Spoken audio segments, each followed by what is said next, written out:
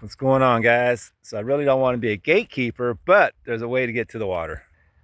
So as you can see, you can drive right down to the water, guys. It's gonna be a road. It's camping up there. Come down. There it is. You can also get to the water over there. Not right on it, but you're at the water. So yeah, the drive's not so bad. And this guy actually has a trailer, a boat trailer. So yeah, it looks like you can, maybe you can launch your boat from over here. I know they got the kayaks and things like that. So she was getting out, checking it out. Got a restroom over there. So yeah, this might be the spot. I'll probably come back here this weekend, check it out, bring some more camping gear and just hang out and really do some fishing.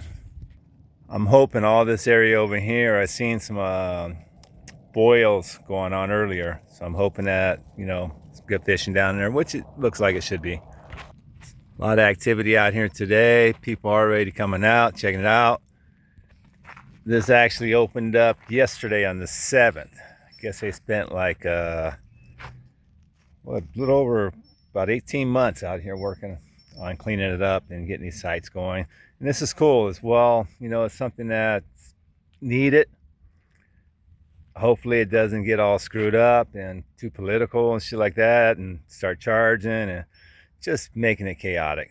We just want to come out in here and have a good time, enjoy ourselves. So that's it, guys. Beautiful Lake Mead.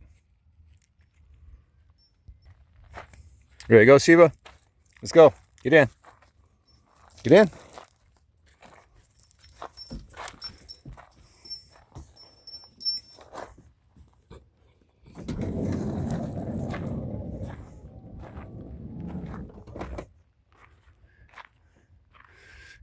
Cool little van for free.